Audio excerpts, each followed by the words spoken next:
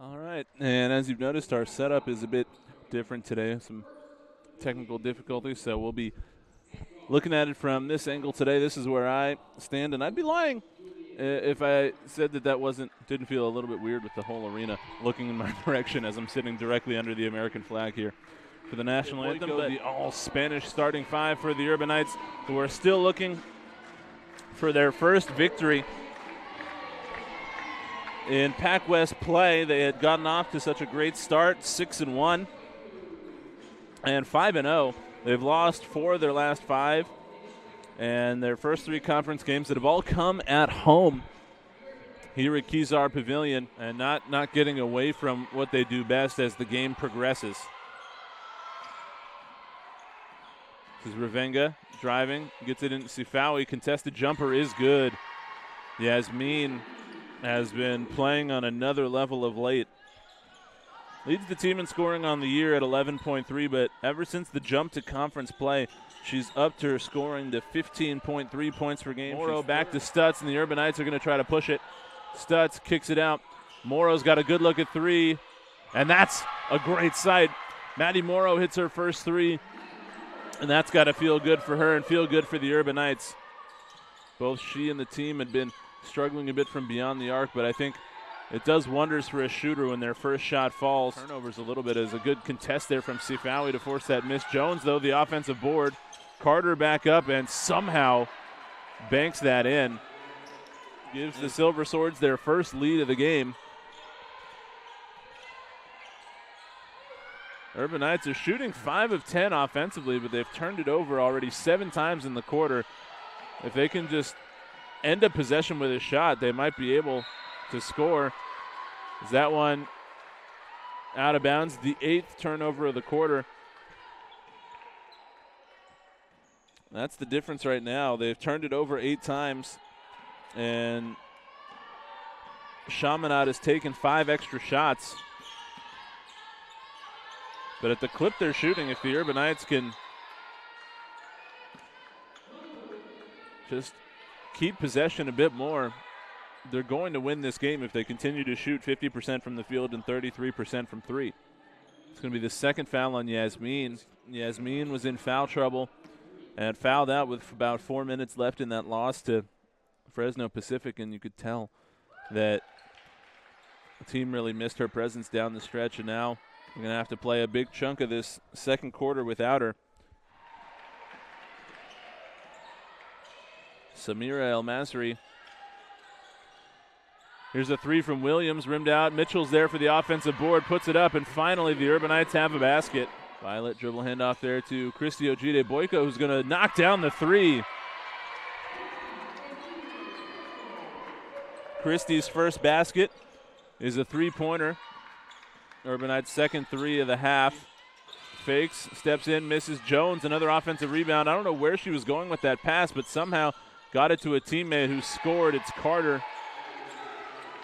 And what looked like it might have been a surefire turnover there from Jones somehow. And then autopilot on the inbounds there for the Urban Knights, and they give it right back.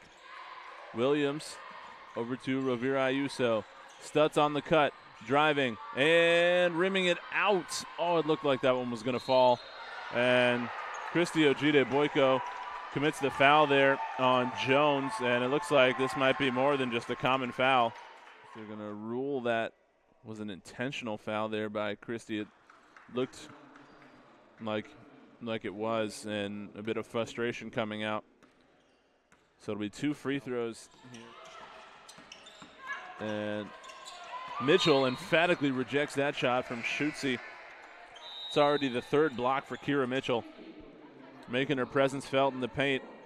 Something that the Urban Knights generally haven't struggled to do this season, but have struggled to do so far here today. Nothing seems to be working on that end of the floor right now.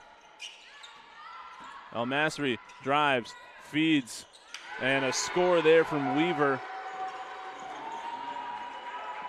And right now you watch this game, and Chaminade looks like the team that's had a week off and hasn't played 2 games already this week. This is their 3rd game in 4 days. Third game in 5 days. Urban Knights have had a week off, and they're just being outworked and out-hustled here by this Chaminade team that's a 5-hour flight away from home. Go shot clock at 5. At 4, Yasmin turns, spins, and scores, plus the foul. And that's exactly what you want to see from the Urban Knights, is especially with Yasmin being in foul trouble, you want to get it to her early and let her work inside for as long as she can. Stutz on the drive, out to Williams. Another corner three, this time is good. Kairi to Williams. Big three, it's the Urban Knights' third three-pointer. Cuts the lead down to 12. Gets her own rebound. Back out Williams. Confident three is good. And then we got a foul on the rebound after the basket. And the Urban Knights are going to either get some free throws or get possession out of this. Foul's going to go against Escobedo. That's the first, team's third. And so after the made basket, the Urban Knights are going to get the ball back.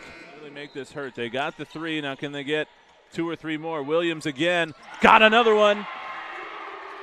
3 threes now for Kairi Atua Williams. The Urban Knights have cut the deficit from 15 all the way down to 6. And Chaminade calls time. We'll take a. They try to get it into Ojide Boyko. They do, and Christie scores. But for the Urban Knights on the season, they're being outscored by 26 in the fourth quarter in conference play. They've been outscored by 18 in their 3 conference games in the fourth quarter. And I talked to Jesse Clark about that, and he took some of the responsibility for some of their fourth quarter struggles upon himself, saying that he's coaching his team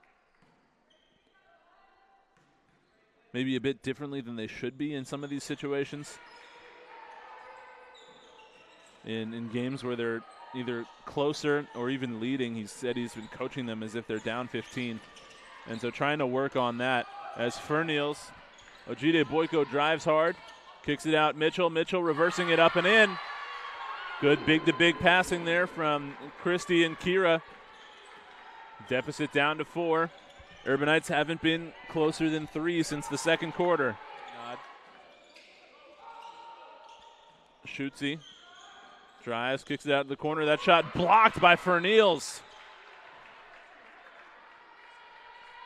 Not the first time tonight the Urban Knights have blocked a 3-point shot. Lufia is going to push. She'll take it all the way and tie the game. 54-54. Trying to get it to Sifawi. The spacing's a little awkward, but they do get it to Yasmin for the lead. She's got it.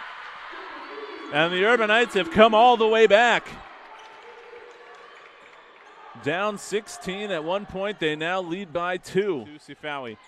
Sifawi is going to be called for the offensive foul.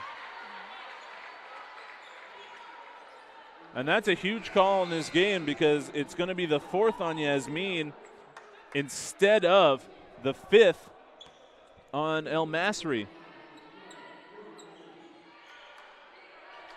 Can they hold off the Silver Swords, complete the comeback, and get their first conference win? They leave the back door open there, and Carter slips in to put Chaminade back ahead.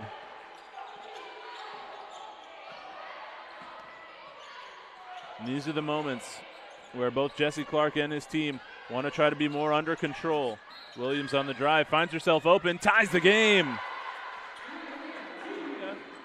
Forward for Niels, no timeout taken. They try to get it to Williams, ball bounces around, and that's going to do it. Jesse Clark opted not to use the timeout. It looked like the Urban Knights might have been able to get a look off there. But instead, we're going to go to overtime. So we get 5 bonus minutes here in game 1 of the doubleheader. Ojide Boyko, a little show and go, drive on Jones, and Christie gets to the basket and scores. The Urban Knights score on the first possession of OT. Short rebound. Revenga, Lufia is going to try to take this all the way, and she lays it up and in for the lead. all 94 feet there for Revenga. The Urban Knights back in front. Over to Williams, back to Revenga on the cut. Taking a lot of contact. She scores, and the foul. Big bucket from Revenga. Lufia's got 4 in the overtime and can push the lead back to 2 here with a free throw.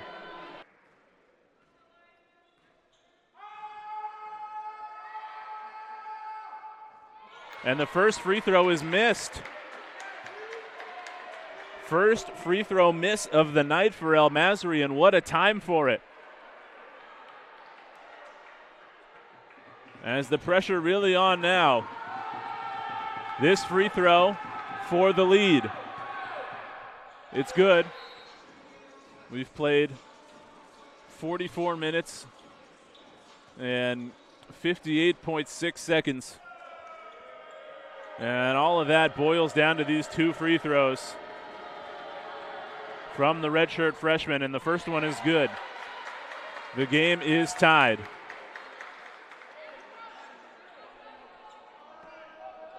Williams now for the lead, rims it in, and there's the timeout. So Kairi Atua-Williams, ice cold from the free throw line, hits them both. And the Urban Knights are 1.4 seconds away from nailing down their first conference victory.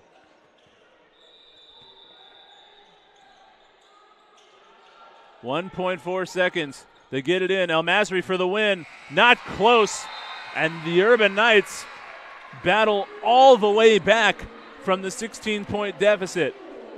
They scratch and claw their way to a 1-point overtime victory here at home and finally draw blood in the Pac West.